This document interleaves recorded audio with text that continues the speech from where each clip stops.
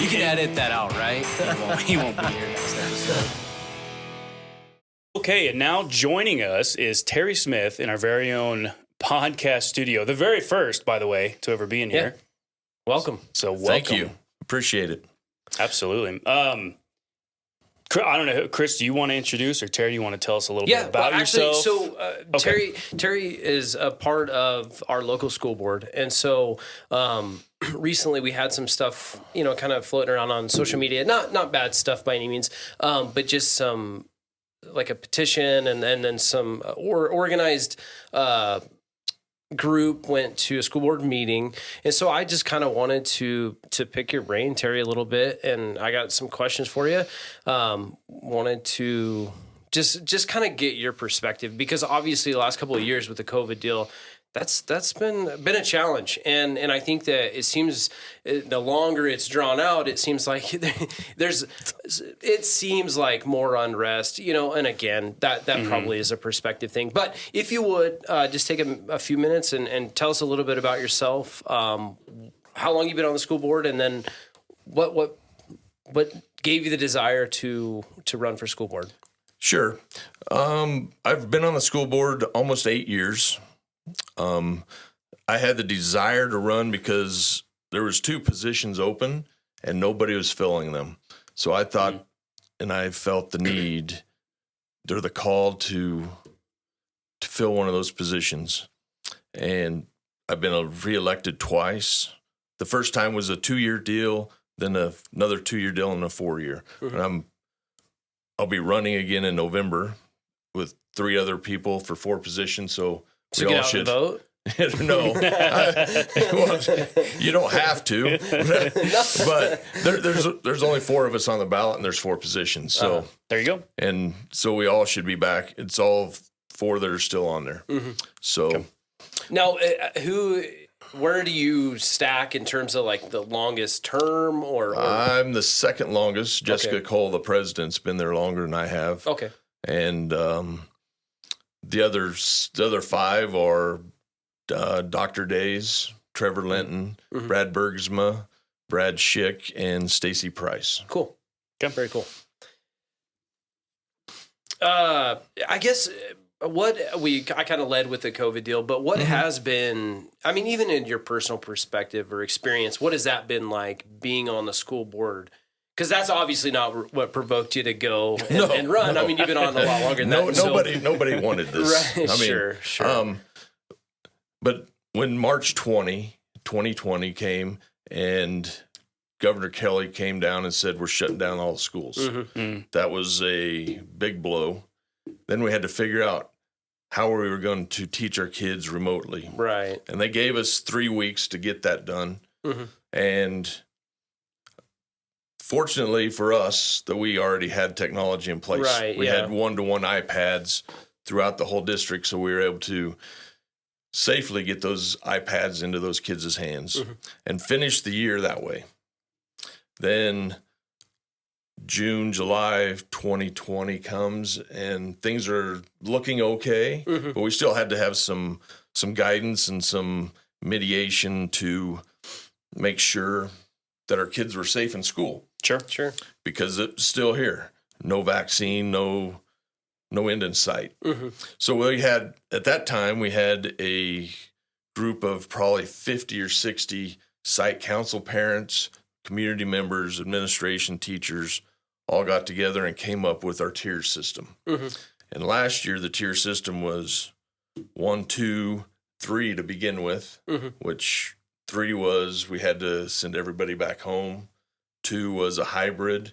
1 was basically everybody's in one single classroom at the elementary, and kids were spaced out as much as they could at the high school, junior high. And masks were the junior, senior high school masks. When they went change periods, they had to have masks on. And in some classes, that was the start of the year. Then came October, November, when we had a big influx of COVID and we made everybody go to mass. But you guys they never shut down and went remote, right? We never shut down and went remote, except once when we just had to try it to see how it would work. For like a few days for or something like that? 2 days. Oh, we did okay. 2 days before Thanksgiving. Okay. Or I think it was the 2 days before Thanksgiving. We either shut down then or we did the hybrid where half of them came in and half of them came in the next day before Thanksgiving. I don't think we ever shut down totally. Mm-hmm. Yeah, I was a hybrid. impressed last year, to be honest. I mean, having kids in the system, I really was. And the remote learning, like you had mentioned, the one-to-one iPad situation, I feel like that probably has been the only time that I was like super thankful for iPads, for having that technology, because it really made it a lot easier to transition to that. And it was unfortunate, but then again, the 2021 or 2021 year, you guys were able to get it going. We're able to get it to work. Right. And, and then the more involved we got, October, November timeframe is when the modified quarantine came in that our Sherman County Health Department came up with, that if 2 people were in mass, and one of them had tested positive, then this one didn't have to quarantine for 14 days, stay at home. They could still be, as long as they were asymptomatic. Sure. Right. But yeah, there's a there's a lot to do. Sure. And, goodness sakes. and then the only time that we had to go totally masks was when the county said, for that 30 days, December time frame, that they said, we have a countywide mask mandate. Right. If you guys remember that. Yep. Yeah. And that's the only time that our school district had to do that. And another thing with our tier system that I don't know if a lot of people know is all 3 schools can be at a different tier. Right. Yeah.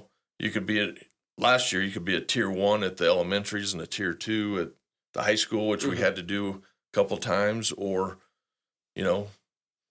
vice versa. And now where we got a baseline protocol is tier 0, because we can't have tier 3. That's another thing. Now we cannot go remote.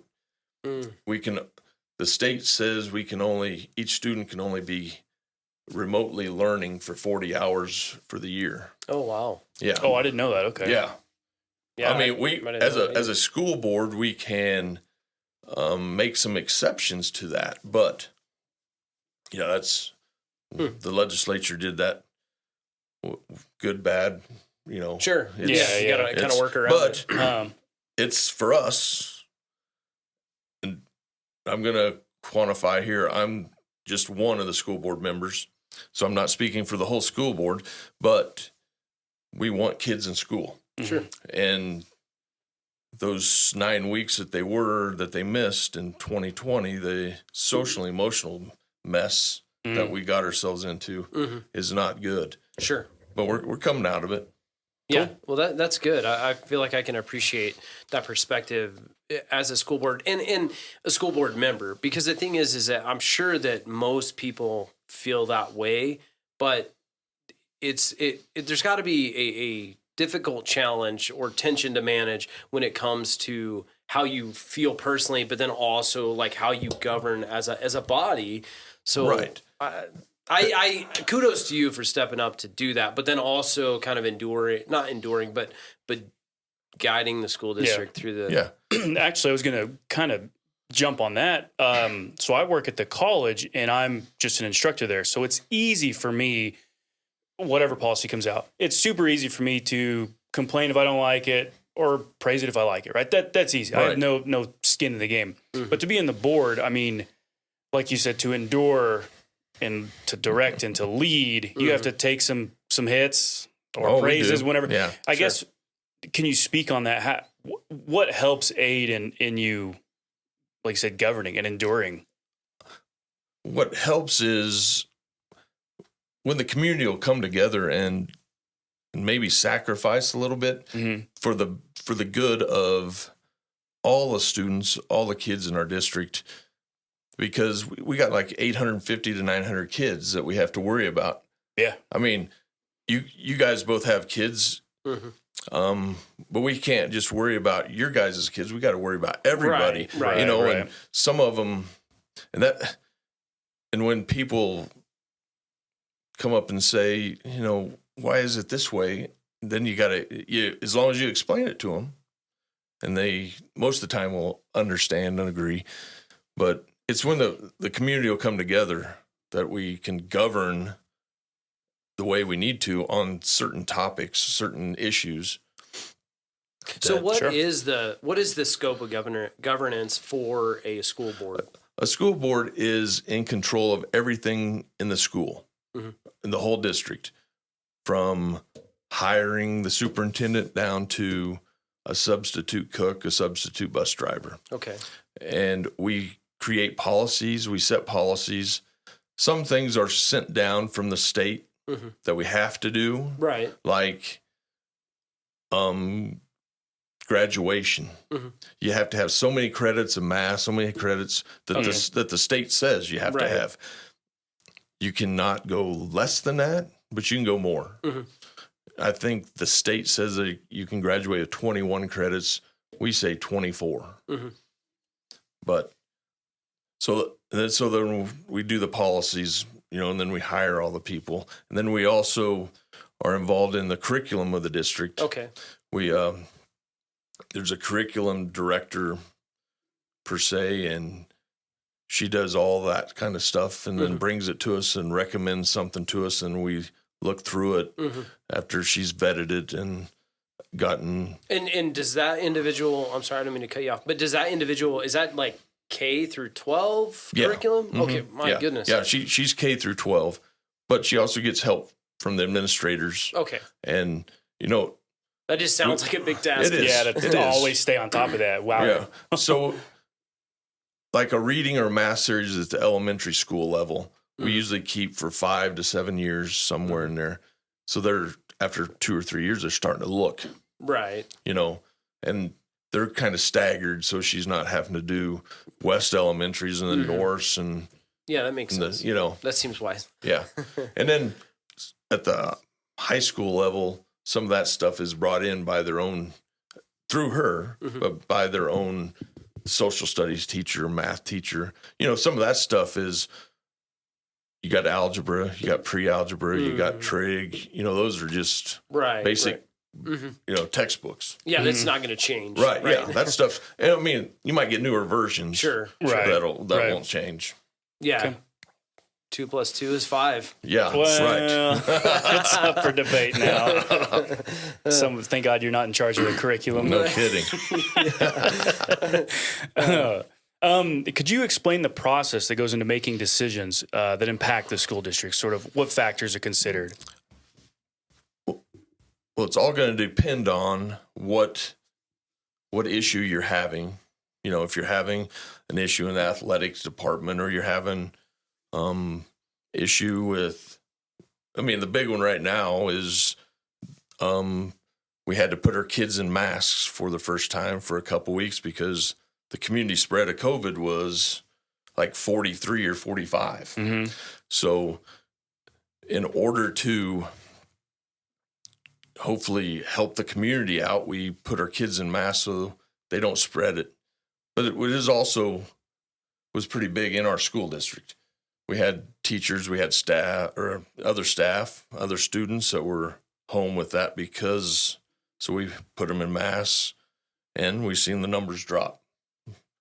Yeah, as of yesterday, which would have been the 20th of November or September, there was only like 5 cases in our county, and as of today, the 21st, we're back up to 13. Oh, okay. So,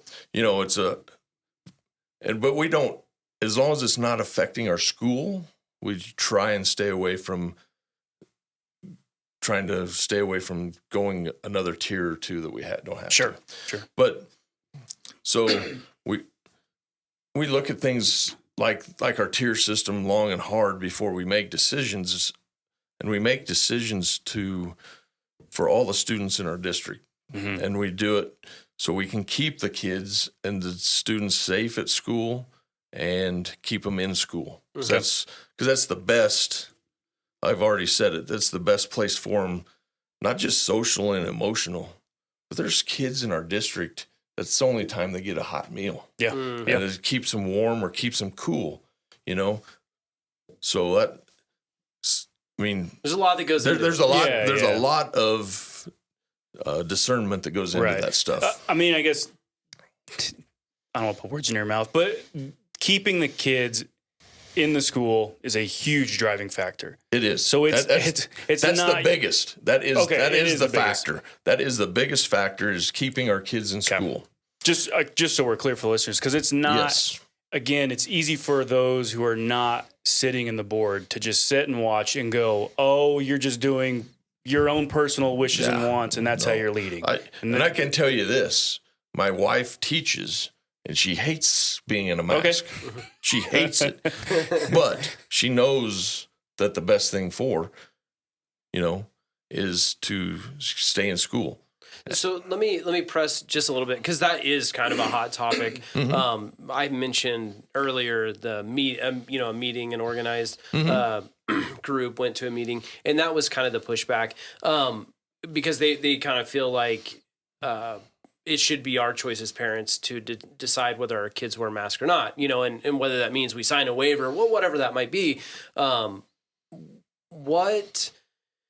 How do you, I guess what goes into making that decision, or how do you to listen to that and then make a decision that might oppose that or not? I guess what goes into that process? Well, first off, Chris, we talk about this COVID thing every meeting. Right. It is on our agenda. Sure. And this is the first time we've ever had anybody there. Mm-hmm. And personal choice I get. Sure. I really do. But if you have 10 people that make that choice, how do our teachers know that that's who that is? And, they got to worry about elementary, 20 kids in their classroom. Well, is Joe supposed to have a mask on, or and then it just sets a student apart too. Why does he get not to have a mask, and then the other ones don't want to wear them either? So we, as a board, we have, even if you're vaccinated, I mean, last I knew we had 60% of our certified staff at least were vaccinated. They still have to, when we have, so it's kind of hard to separate. It's your choice, but this person can't make that choice. So what is your, if you take the school board member hat off, what is your personal opinion, if you don't mind answering? My personal opinion? On masks? Oh, okay. On masks? My personal opinion is if I go to a place and they say masks are required to come in, I do it. I can tell you both. I'm vaccinated. I've got both. I'm fully vaccinated. I had COVID back in January. And I didn't get sick, thank heavens. But I wear a mask when I... When asked to. When asked to. Okay. When asked to. Right.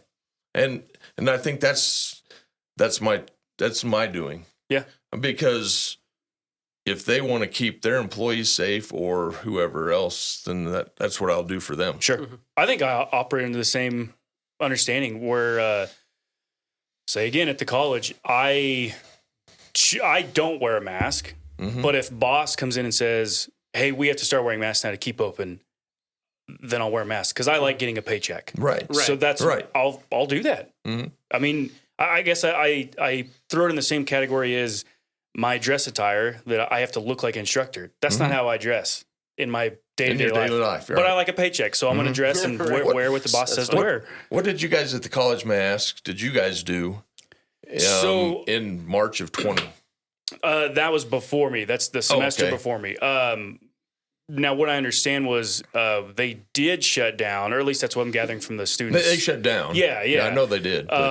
So the following semester, that's when I started. And I want to say there was a few weeks when they pushed masks, but even then it wasn't, you have to wear it. Right. So, and even now, I'd say that's where we're at. Well, that's not true. If you, we had a case in my department a few weeks ago.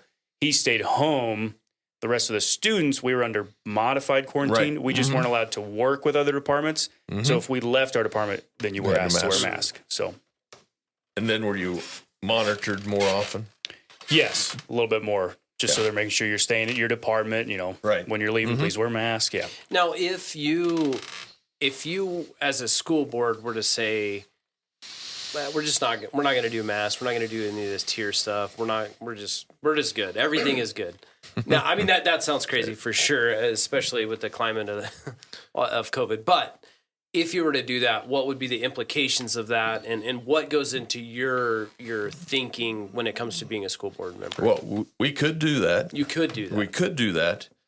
The county commissioner said it's up to you guys, up to the school board, how you want to handle your COVID protocols.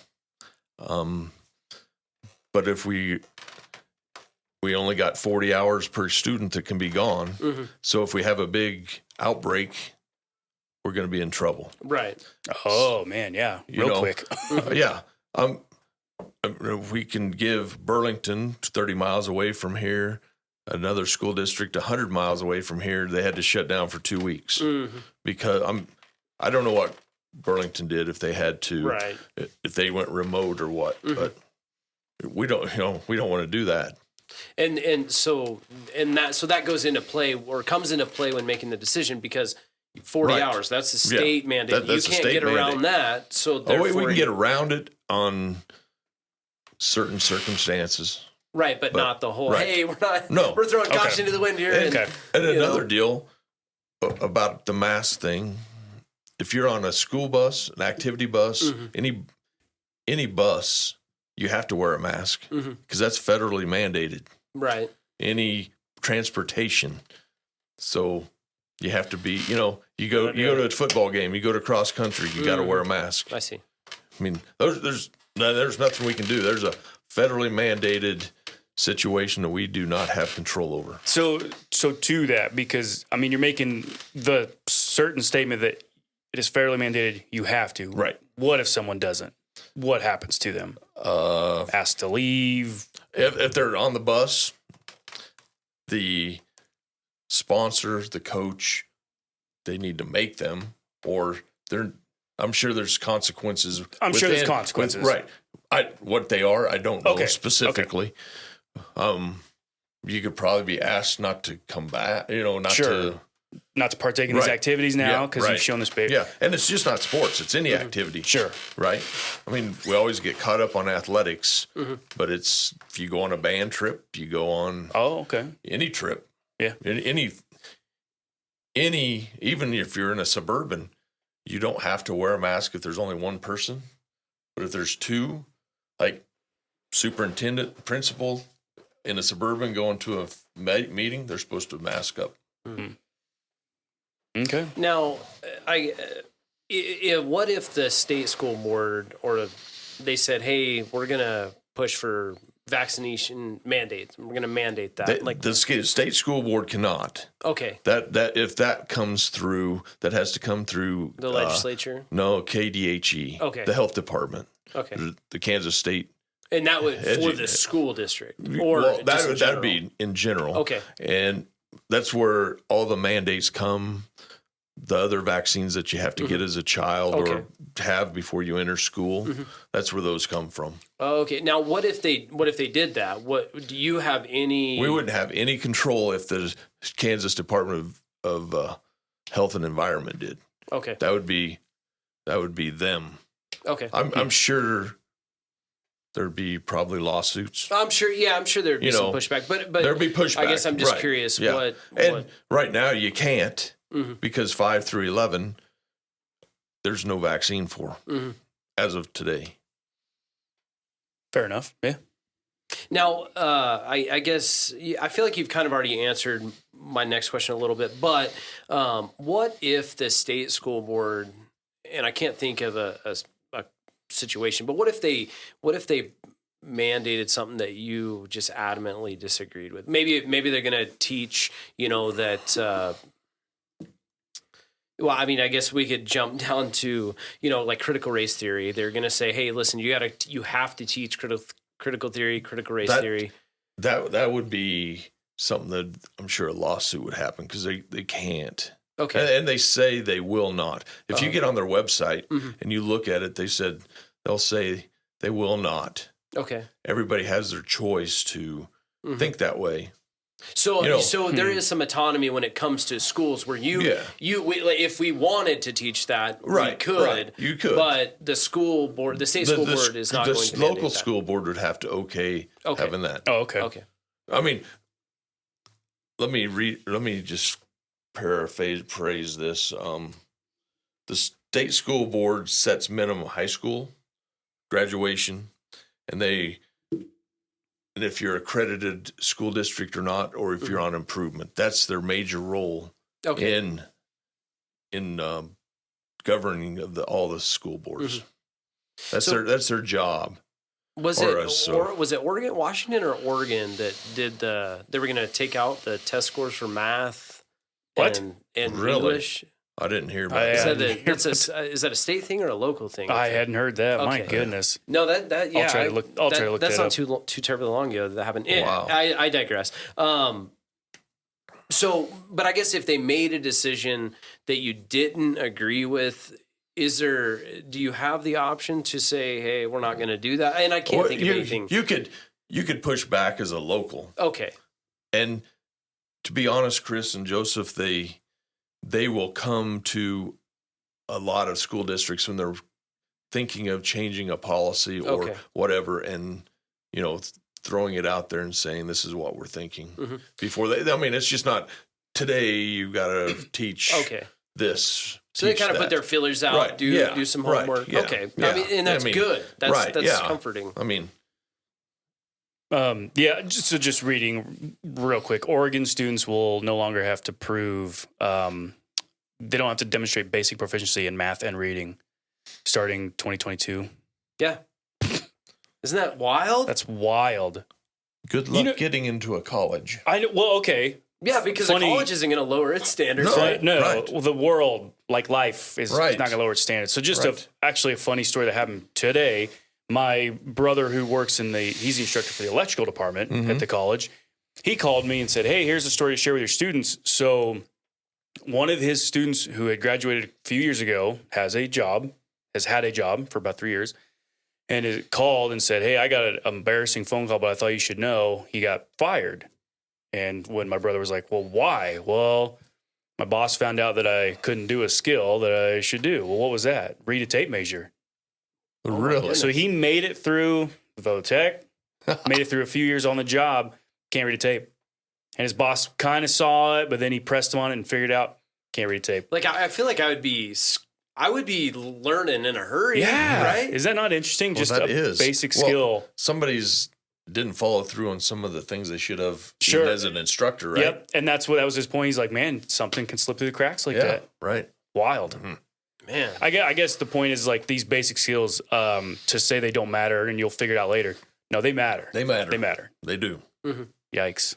So I guess kind of going to back to, I guess I'm curious, you say the state doesn't have, or their stance on critical race theory, critical theory, they're not going to push that. Now, does our local school district have, or will they have a policy for that, or we don't have a policy per se.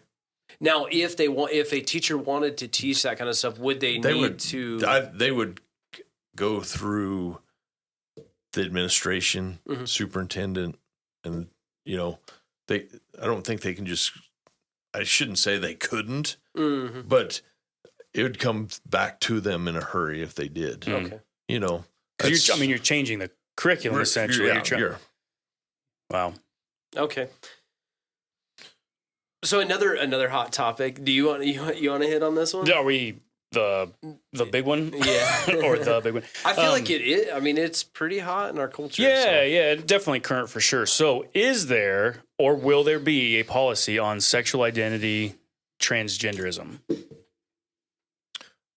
Right now, it's not an issue. Not saying in 5-10 years from now that it won't be. Sure, but that is a protected gender.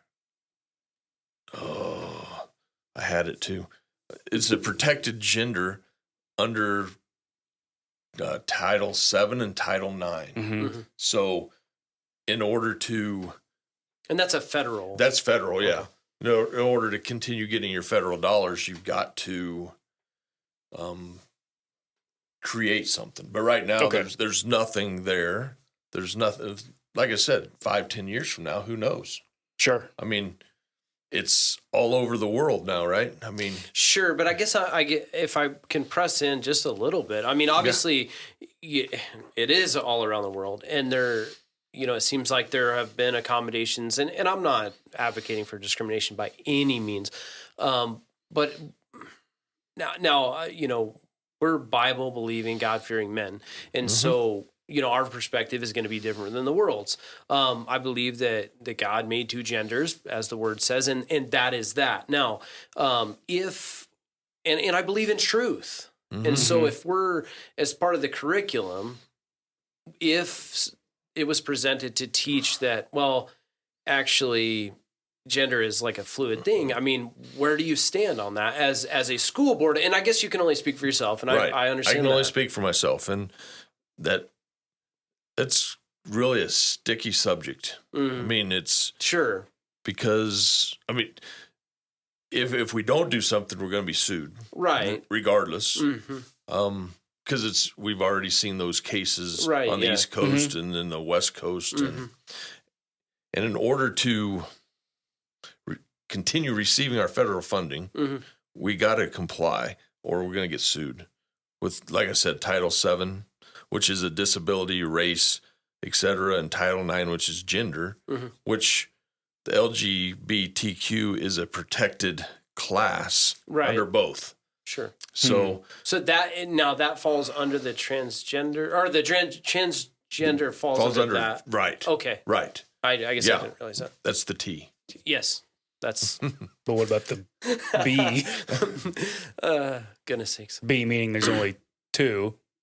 I think it's bisexual. Bisexual. Yeah, that's what I know. It contradicts. Yeah, it does. I guess, but if I could just, so it's tough. It is tough because so.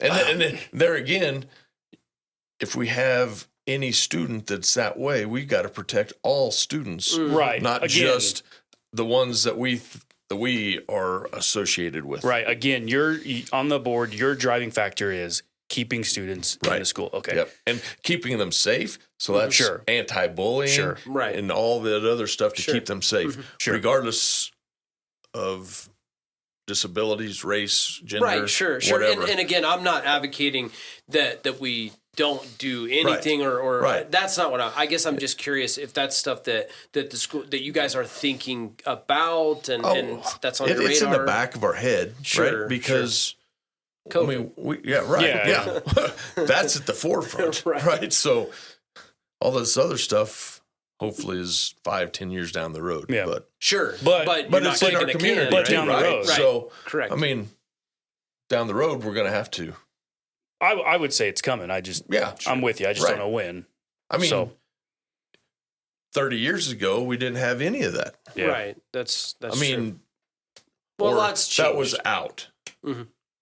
I mean, I guess part of me goes, it is a place of education, though. And so to entertain this idea of gender being fluid, I guess, how do you separate you're on the board, but as an individual, you're going, that's what's hard. It really is. Well, that's something that I struggle with my personal life compared to my I don't want to say political life. But that, I mean, on the board. I'm sure you have convictions as we all do. Everybody does. Right. But I go back to keeping every school or every student in school safe. Yeah. Yeah. That's good. That's the only way that I can think to, as a board member. Sure. Yeah. I mean, my personal beliefs, it's hard to not interject them sometimes, but it's also, I know that I can't. But I'm sure that you, as you're engaging in the content, whatever it is on the board, the issue at hand, I'm sure that you can convey like your personal feeling. Right. Yeah. But ultimately, if it comes down to a vote or something, maybe you don't know, that is considered in your vote in that, you know, this is how I feel, but what is the greater good? Right, it's the greater good. You know, I get that. And I think that's a thing that a lot of people probably don't consider, right? Because it's personal feelings. I have strong personal feelings about masks and all that stuff. However, my wife and we flew to Utah a few weeks ago, and I wore a mask the whole time, and I didn't bellyache about it. I this is what I need to do. Yep. And so, if you want to go, right? If I want to go, exactly. It is what that's like. Last year, you know, for sporting events, I again don't enjoy the mask, but I want to watch my kids participate. So I'm going to do what I need to do. And this year, as long as we stay like we are, we're going to be able to pack the Max Jones. Sure. If we want to, you know, as long as the county doesn't say we need to shut stuff down. Sure. I'll tell you, man, I last year was just impressed with the way that the kids were able to have some level of normalcy when it came to athletics and events and things like that. I really was impressed. And it wasn't normal because we didn't have 1,000 people in the Max Jones. We didn't have however many can fill the auditorium for a band concert or a vocal musical concert or a musical we had to do online. So and this year is looking good. Looking good so far. Lord willing, we'll make it through. And Lord willing, we get through this pandemic and we get back to the new normal. I'll go on the record and admit it. When COVID was first, I think March around there. 2020. I remember telling everyone at church, my wife, it'll be over in 2 months. Well, boy, we all heard, right? 2 weeks to flatten the curve. And here we are 20 months later. We'll see. Or whatever. So is that you admitting that you're not a prophet? Is that what that is? I miss a couple once in a while. No, Terry, if I could give you some encouragement though, man, there's 4 seats right on the board. Is that right? Okay. So, and you said coming up, there's only 4 names. Right. So it's filled. I find that interesting because I'm sure you get a lot of, and maybe not, I don't know if people tell you to your face or you hear it from through the grapevine, but complaints. You're not doing it right. Or this is how I would do this. Well, guess what? No one else's name is on there. So you must not really think you got the right problem or the right solution. There you go. But we really don't hear complaints. Okay. Unless something major. Okay. You know. And what I guess, like I said, nobody's come to.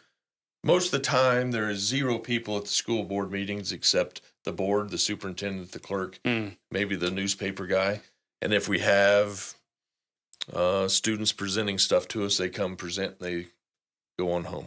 Okay. I mean, it's that way. And Chris and I go to the city council sometimes too, and there might be 5 people. Yeah, you've told me that. And then they complain, you know. Right. So I don't hear no complaints. I'm sure there is. Yeah. Surprise, I got an email list of all the complaints. No, I'm just kidding. Yeah. Well, I don't.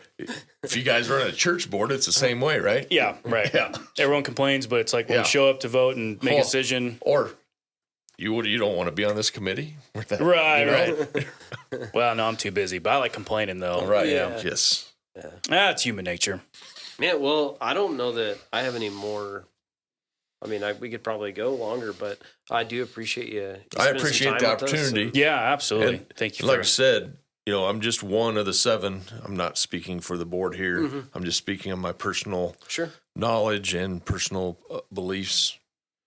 Yeah. Well, I appreciate it. I feel like it's been informative. I learned some things tonight, and 2, I appreciate.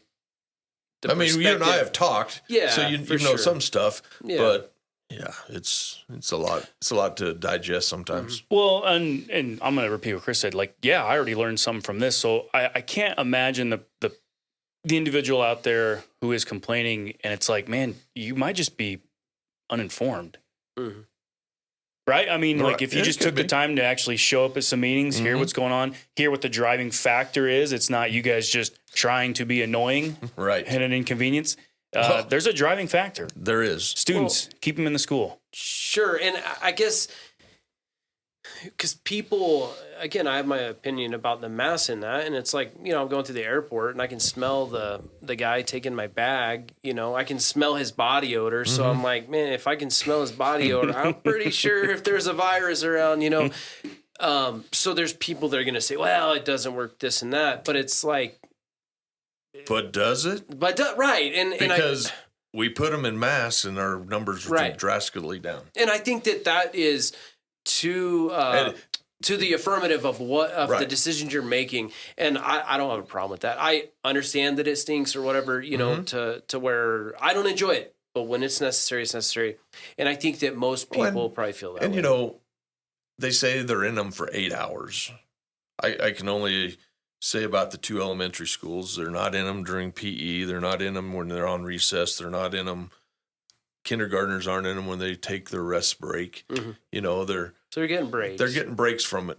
High schoolers might not be, except when they go to lunch. Well, nobody's saying that it's ideal or everybody. This is what everybody wants. I don't know if your son is junior high age. I don't know if he complained at all last year. We had 0 complaints from the junior senior high school, and they were in them most of the year. But they wanted to do their activities. They wanted to do their athletics. They wanted to do as much normal things as they could.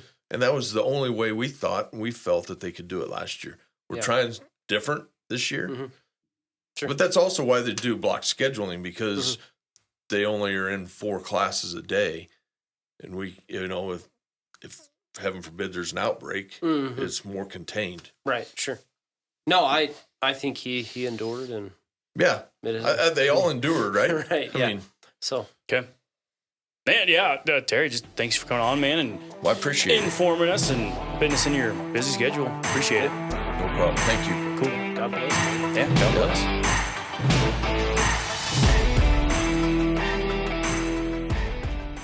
Hey there, Joseph Dobbs here from True Discussion. And Chris Douglas. Look, we wanted to take a second and just say thanks for either watching or listening to our content. But mostly watching because it's YouTube. And we wanted to just ask that you would take a moment and leave us a thumbs up, that you would subscribe and of course share. Yeah, because you like it people. And share it and subscribe. We want you to do all those things. Now, sorry, but now. But yeah, what are you please. waiting on? But seriously.